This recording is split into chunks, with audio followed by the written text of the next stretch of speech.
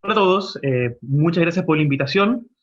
En honor al tiempo, ya que ya llevamos en una hora, voy a tratar de usar menos tiempo del que me fue otorgado. Pero antes que nada, presentarme. Yo soy Pablo Violier, trabajo en una ONG que se llama Derechos Digitales, que es una organización no gubernamental dedicada a la defensa, promoción y desarrollo de los derechos fundamentales en el entorno digital. Así que vemos todo lo que está relacionado con libertad de expresión, privacidad y acceso al conocimiento.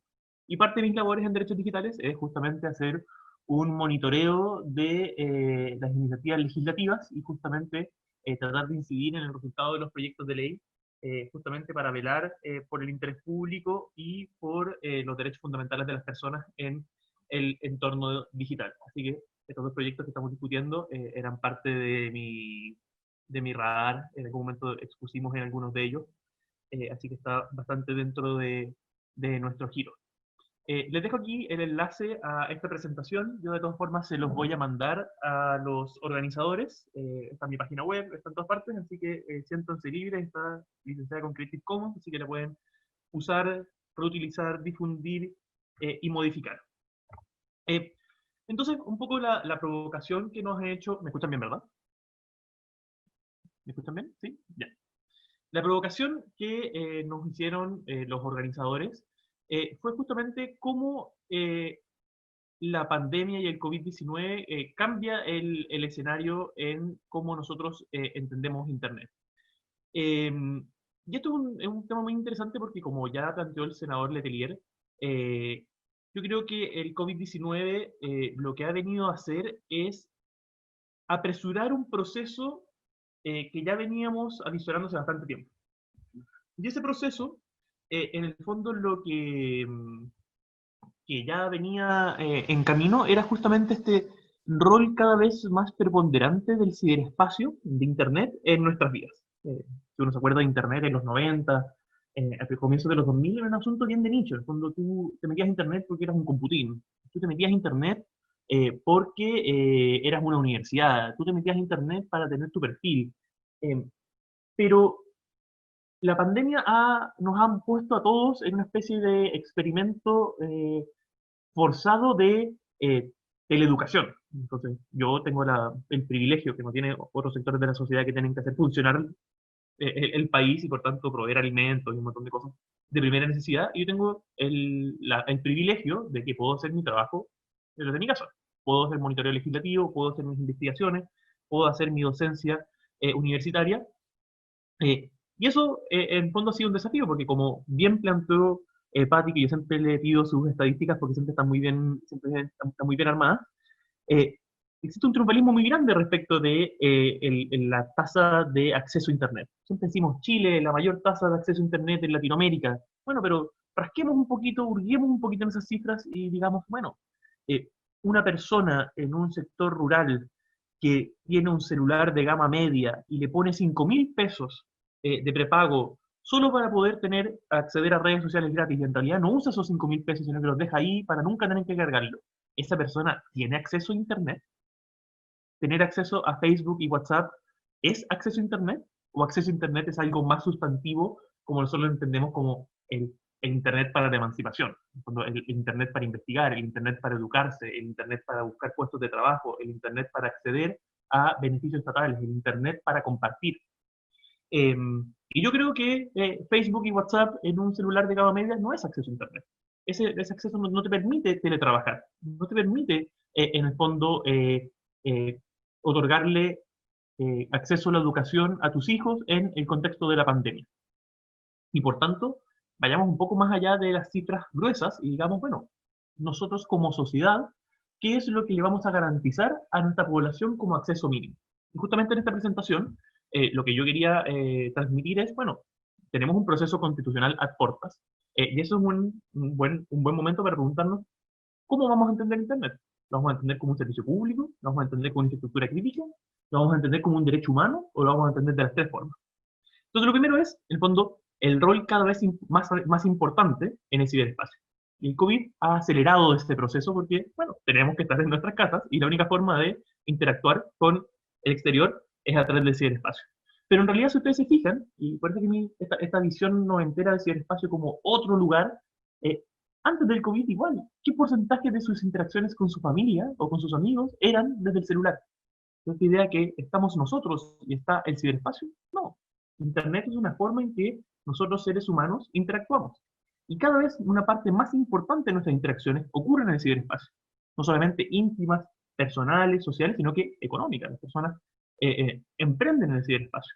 Nuestra relación con el gobierno se realiza en el ciberespacio. Nuestra expresión se realiza en el ciberespacio. En octubre vimos como parte importante de la organización eh, que busca acarrear este derecho a petición, bueno, sucedió en el ciberespacio. Entonces, el ciberespacio se transforma en una condición necesaria para el ejercicio de derechos. Porque estamos hablando de que parte importante de la población se está organizando para ejercer su derecho a petición en el ciberespacio, bueno, la persona que no tiene acceso a Internet se encuentra en una situación desmejorada para ejercer su derecho a petición. Estamos hablando de que parte importante del acceso a la cultura, los beneficios de la ciencia y el patrimonio se producen en el ciberespacio, bueno, la persona que no tiene acceso a Internet tiene una condición desmejorada para el ejercicio de ese derecho. Lo mismo podemos decir del derecho a educación, el derecho a libertad de expresión y otros derechos. Y por tanto, se vuelve cada vez más evidente que el acceso a una conexión sustantiva, no una conexión formal, es una condición necesaria para el ejercicio de derechos fundamentales. Y al mismo tiempo, en la medida en que usamos más Internet, dependemos más de Internet. En la medida en que dependemos, y aquí la palabra clave es dependencia, porque efectivamente nos hemos vuelto dependientes de Internet, no en el sentido peyorativo, pero en la medida en que uno utiliza más un elemento, uno se vuelve dependiente de él.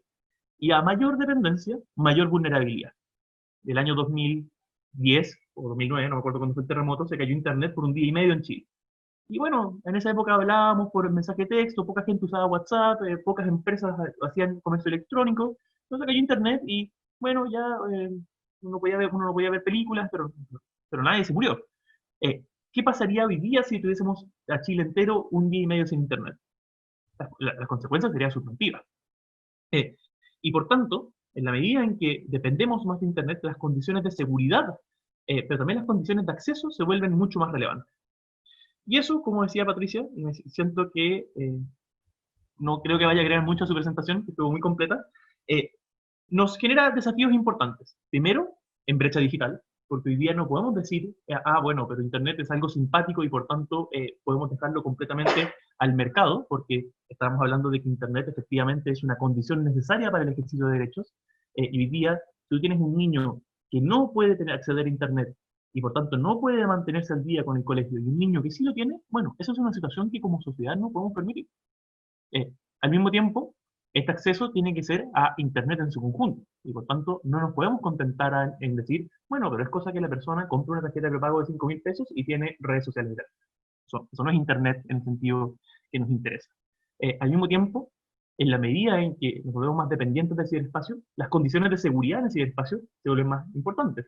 Antes no transferíamos dinero por Internet, no guardábamos nuestros fondos en PayPal, no almacenábamos información relativa a nuestra interacción con el gobierno, y ya tenemos la clave única. Y por tanto, hace 10 o 15 años, en realidad, bueno, si me vulneraban en Internet, me atacaban, quizás iba a perder mis archivos de MP3, pero hoy día, si me vulneran mi clave única, pueden renunciar a acciones judiciales en mi nombre. O pueden hacer cosas realmente que pueden generar un efecto importante, o me roban mi cuenta de PayPal. Entonces, la vulnerabilidad va dada por la dependencia y por tanto las condiciones de seguridad en el ciberespacio se vuelven más relevantes.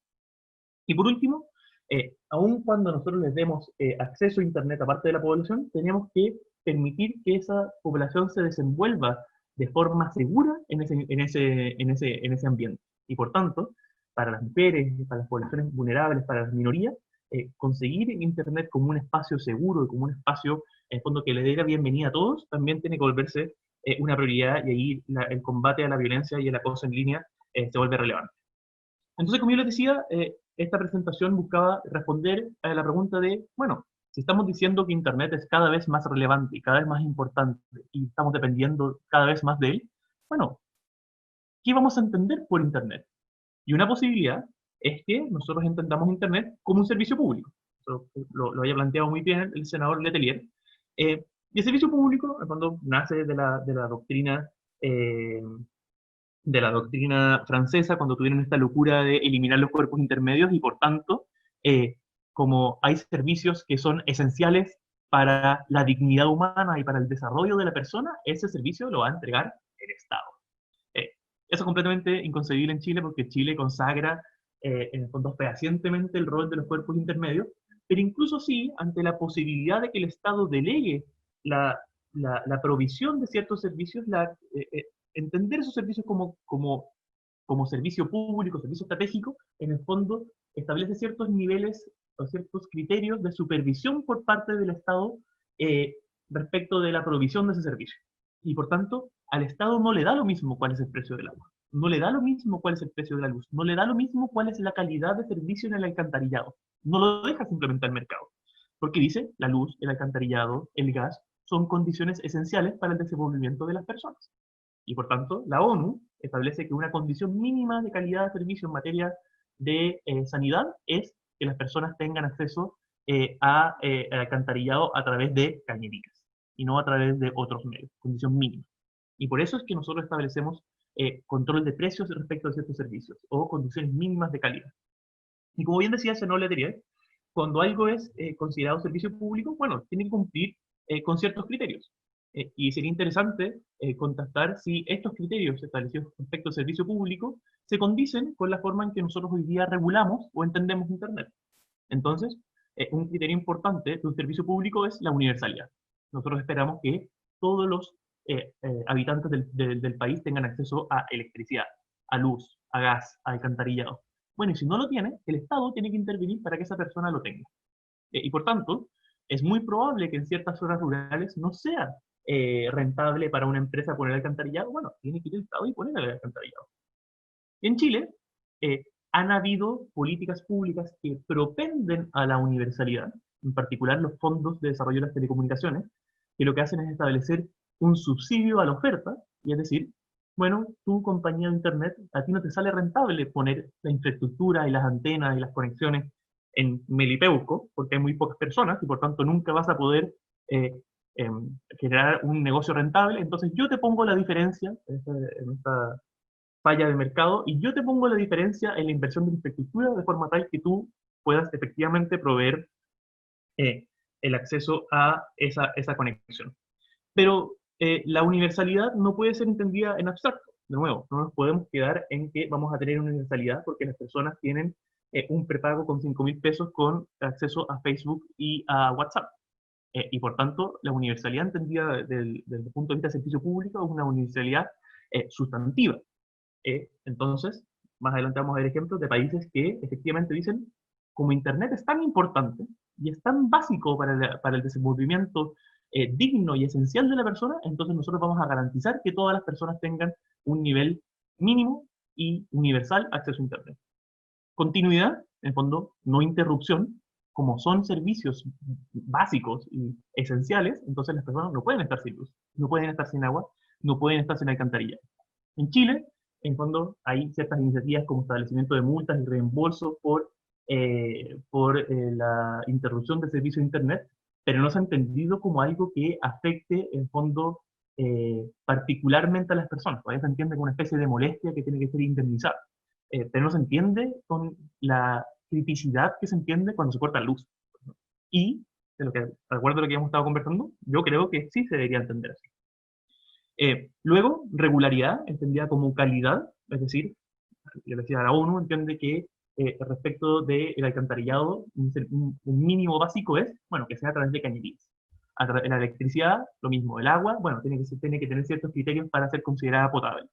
Bueno, en materia de servicio de calidad de Internet, nosotros tenemos una ley cuyo reglamento todavía no se dicta, que justamente lo que busca es establecer un mínimo de calidad respecto del ofrecimiento del servicio de Internet. Eso es bien complicado porque la forma de medición eh, es bien compleja, porque si estás en un celular y estás dentro de un túnel, por supuesto que vas a poner un medidor y no te va a dar una buena velocidad, pero eso es algo que nosotros nos tenemos que proponer. No discriminación, servicios públicos, los estadounidenses hablan de public courier, cuando tu correo es un servicio público y por tanto cumples un rol público y por tanto tú no puedes decidir que los paquetes, ciertos paquetes que viajan por tu servicio, como vienen de Francia y si te cae mal Francia, vas a hacer que se demoren una semana más. No, tienes que generar un servicio de forma no discriminatoria. Y la concreción que nosotros tenemos en Chile a partir de este principio es la neutralidad de la red. Chile es el primer país del mundo con una ley de neutralidad de la red que de hecho es bastante buena. Y en general hay discusiones que son más o menos sofisticadas respecto de si los planes de redes sociales gratis cumplen o no cumplen, o ciertas otras condiciones comerciales, pero en general la legislación es buena y lo que falta es, en el fondo, que exista una real voluntad política por parte del regulador, en particular Subtel, de efectivamente hacer efectivas esas obligaciones. Y por último, precio accesible. En el fondo lo que dice es, no importa que tú le ofrezcas un gran servicio a toda la población, no importa que ese servicio sea de gran calidad y esté disponible en todo el territorio nacional, si no está a un precio que lo haga realmente universal. Cuando todas las personas tienen que tener la capacidad de acceder a ese servicio a través de un precio asequible. Y es por eso que hay un montón de servicios públicos en donde el Estado establece control de precios. Porque en la medida en que el servicio es excesivamente alto, bueno, van a haber personas que no van a pagar la luz, o no van a pagar el agua, o no van a tener gas. Y por tanto, para hacerlo realmente universal, el servicio tiene que ser accesible. Y aquí está el proyecto de ley que no voy a ahondar porque el senador ya lo analizó en detalle, que básicamente lo que hace es decir que Internet es un servicio público de telecomunicaciones y por tanto dejan mejor pie al regulador para interpretar que todos estos principios deben ser aplicables al servicio de Internet. Yo argumentaría que eso no es suficiente, sino que tiene que haber un cuerpo normativo que efectivamente haga una concreción real y exigible de criterios que efectivamente son difíciles de exigir si no es a través de, en el fondo, una normativa específica. Por ejemplo, universalidad. Por ejemplo, calidad. Eso no se va a lograr solamente por esta determinación en realidad es una aclaración interpretativa respecto de cómo se entiende Internet dentro de lo que la Ley Federal de Comunicaciones entiende como servicio público de telecomunicaciones. Entonces, si se fijan, hoy día existen ciertos elementos dentro de nuestro ordenamiento jurídico para entender Internet como servicio público, y lo que faltan son herramientas que permitan efectivamente una consagración de estos principios que permitan hacer exigible, en el fondo, estos mismos.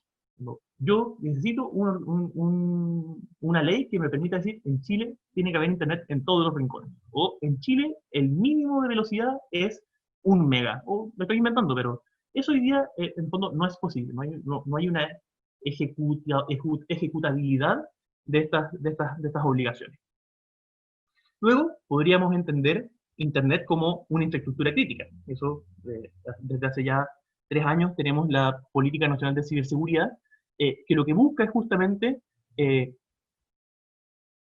identificar, priorizar y jerarquizar cuáles infraestructuras vamos a considerar como infraestructuras críticas. ¿Con qué objetivo? Bueno, con el objetivo de, primero, asegurar la continuidad de sus servicios. Si tenemos una represa, necesitamos asegurar que esa represa va a seguir funcionando, porque si no funciona, puede explotar. Estoy inventando. La electricidad es importante mantener su continuidad porque los hospitales, bueno, tendrán generadores para tantas horas, pero si después de tantas horas no se recupera el servicio, bueno, se muere gente. La luz, el gas, etcétera, etcétera.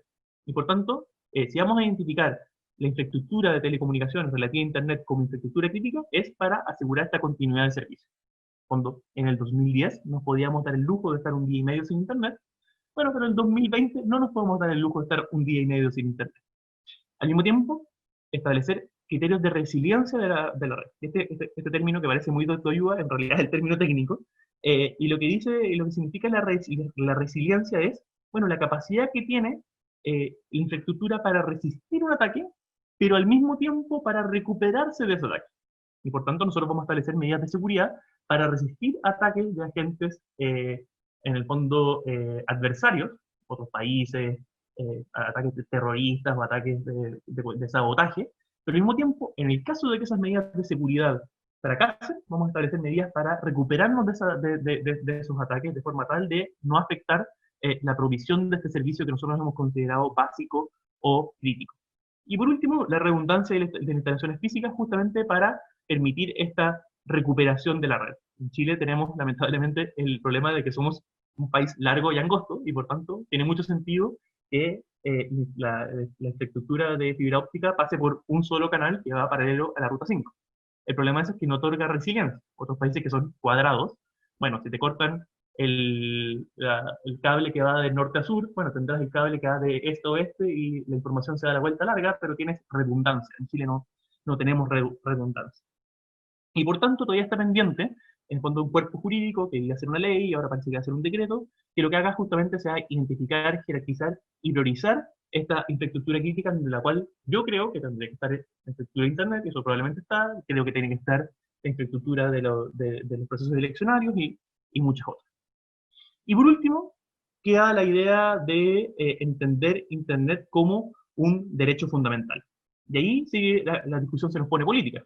Yo personalmente creo que estas tres categorías no son excluyentes, operan en distintas capas de Internet. Una opera en la infraestructura crítica, en la capa de infraestructura, otra en la lógica, otra en la capa de contenido, pero que son complementarias. Y por tanto, yo creo que Internet lo podemos entender como un servicio básico, como infraestructura crítica, y al mismo tiempo como un derecho fundamental. Pero si lo vamos a entender como un derecho fundamental y el proceso constitucional es, por supuesto, una gran oportunidad para ello, bueno, vamos a tener que sentarnos y discutir y ponernos de acuerdo como sociedad, cosa que no hemos hecho nunca. Y decir, bueno, este derecho lo vamos a entender como un derecho programático, es decir, el Estado hará lo posible para proveer a toda la población de conectividad, o lo vamos a hacer en términos exigibles. El Estado proveerá a toda la población de Internet. Fíjese que es distinto. En una es un compromiso político y en el otro es, en fondo, una obligación exigible ante tribunales. Luego tenemos que discutir qué calidad de conexión va a cumplir con este derecho si nosotros lo consideramos como un deber exigible. Eso se tendrá que actualizar por un reglamento, se tendrá que actualizar de acuerdo a criterios de estado del arte. Eso lo podemos discutir, tengo un par de ejemplos. Y por último, ¿será el Estado el obligado a garantizar este nivel mínimo de conexión o será el Estado el obligado a, como se ha entendido generalmente bajo la lógica subsidiaria consagrada en la Constitución del 80, a generar las condiciones para que sea el mercado el que provea esa conexión? Entonces aquí les tengo, y aquí en el fondo hay un proyecto de ley que fue presentado por el senador Sandón, redactado por su asesor, que hoy día está en la Subtel, en donde hay una concepción más bien desde este punto de vista, desde el punto de vista de derecho programático. Porque se establece que Internet es un derecho fundamental, pero que el Estado proveerá el acceso libre e igualitario a la red. Y por tanto, seguimos esta lógica del derecho formal. El Estado no le va a prohibir a personas acceder a Internet, pero al mismo tiempo no se hará cargo de que efectivamente todas y cada una de las personas tenga una conexión sustantiva de calidad y que cumpla ciertos mínimos. Entonces, para terminar, solamente y a vuelo de pájaro, algunos ejemplos de legislaciones comparadas que, ya sea a través de una consagración constitucional, legal o jurisprudencial, efectivamente han pasado a entender Internet como servicio básico, infraestructura crítica o derecho fundamental. En Estonia, por ejemplo, a través de su ley de telecomunicaciones, se establece este deber que los servicios de Internet tienen que estar disponibles universalmente a todos los suscriptores, independiente de su localización geográfica y a un precio uniforme. Y por tanto, lo que se establece aquí es que Internet, la obligación a las compañías de proveedoras de servicio de entregar servicios de Internet en todos los rincones de Estonia y a un precio que sea el mismo precio independiente si es una zona rural o una zona urbana. En Grecia, la consagración es a nivel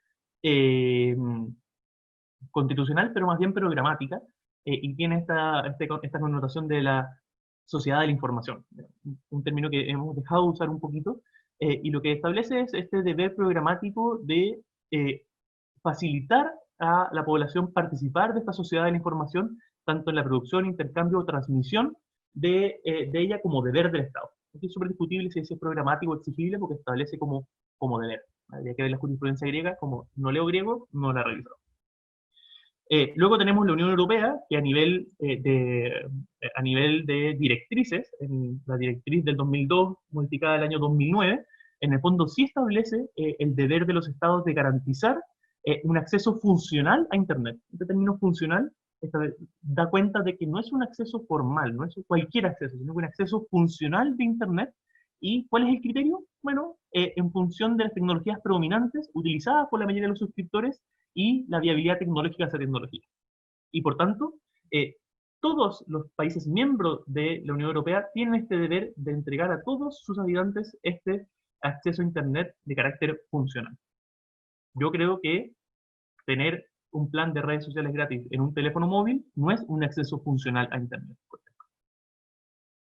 Luego tenemos a Francia, que a propósito de una litigación por una ley de propiedad intelectual, su Consejo Constitucional o Tribunal Constitucional llegó a la conclusión de que el acceso a Internet que se haya transformado en esta plataforma para la comunicación e intercambio de ideas es parte de la consagración de la libre comunicación de ideas y opiniones consagradas en la Declaración del Hombre y del Ciudadano, y por tanto declara Internet en su faz libertad de expresión como un derecho humano. Y por último, tenemos a Finlandia, en donde efectivamente hay una consagración específica de un mínimo de calidad de servicio, en donde se establece este deber de las empresas, este deber exigible de las empresas proveedoras de Internet, que entreguen a cada residente permanente y a cada oficina, es decir, a cada lugar en donde se puede generar un negocio, lo que sea, una conexión mínima de 1 megabyte de velocidad de bajada.